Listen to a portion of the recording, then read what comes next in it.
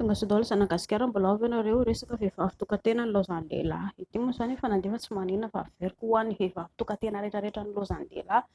Nandositra izy efa nalala izy hoe izy no raim-pianakaviana, efa fantan'izao ny efa bevoka ho teraka, dia nandà izy hoe tsy zahako ny dadany, tsy mety aminako ilay izy.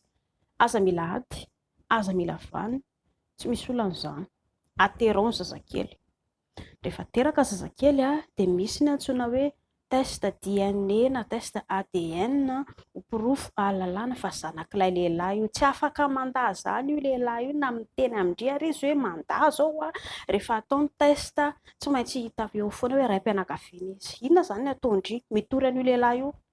Sitrapony angeny te hiaraka amindry eo sa nanolana andry izy? Amin'ny ankapobeny ny lehilahy no manao fihetsika ankolaka manao izay rahana ny vehivavy. Ary ny vehivavy raha 12 taona izany ao anatin'ilay fitiavana mamy be amin'ny lehilahy, tsara ho fantatry ny lehilahy rehetrarehetra fa ny vehivavy zay rehefa tia ny lehilahy dia mety ambifony.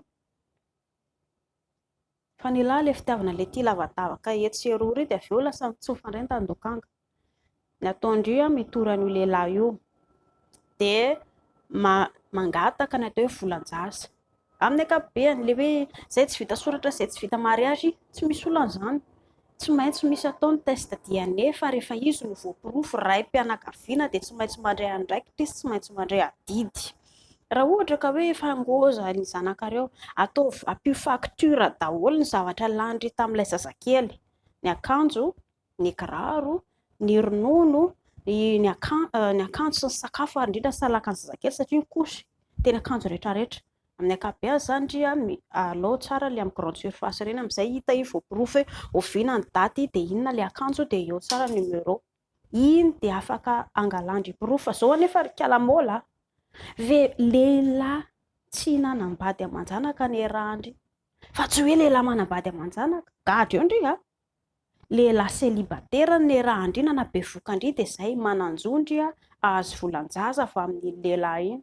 Fa raha ohatra ka lehilahy manambady aman-janaka dia tsy mety izany satria tsy maintsy higadra koa satria indry mpangalabadin'ny olona. Izay torohevitra ho an'ny vehivavy hoe solafaka indry ny laozan'ny lehilahy kanefa ilay lehilahy nandositra tsy mety hanao adidy amin'ny maha raim-pianakaviana anazy. Ho an'ny lehilahy koa aza miandry ela hoe izay zany tena miandry lalàna zany izay vao hiantra. Any amin'ny tany mandrosa ange isany manao an'izany ho hitan'ny lehilahy tsara fa io karaman'ny lehilahy natao faran'ny volana io tsy raisin'ny lehilahy intsony fa tonga dia direct ny vadiny lehilahy. Efa nisy ange izany impiry be dia be. Vao aingana nisy fitsarana ilay voaka tamin'ny vaovao nivoaka iny fa ilay lehilahy nandoa $4500 nandritra ny 3 taona ilay tsy nandoa volan-jaza, tsy nikarakara ilay zaza, ambon'izay koa ilay manana vady ilay lehilahy aloha izany silamo dia manambady be dia be. Dia ilay vehivavy kristiana dia navadika silamo fa hoe atao hoe mba ho vadiny dia tarika ialana. Avy eo nefa no niteraka tsy nandoa adidy, tsy nanao an'izao rehetrarehetra izao ilay lehilahy dia nitory ilay vehivavy ilay lehilahy dia nandoa lamaody. Hiandry lalàna ve lehilahy vao hiketrika nefa sitrapony lehilahy dia hiaraka amin'ilay vehivavy. Sitraponareo roa io dia miaraka amin'ny zaka koa izany. Araoko izay ry sipa-kialam-bola. Aza mieritreritra indry hoe rehefa hanokatra fendry dia tiandry ilay lehilahy tsy marina izany tompoko.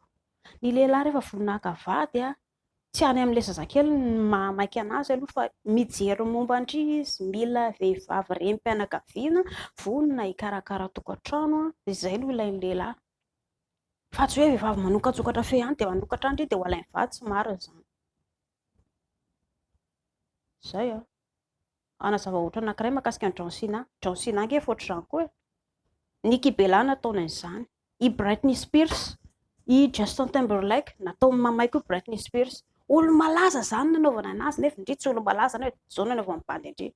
Ka izay mba hisorohana izay kely puisque fadio ny manamboatra zazakely mialohan'ny fanambadiana na hoe mialohan'ny hanambadiana ny lehilahy io mba tsy hanenony indry ary tsy hijaly ilay zanakindry.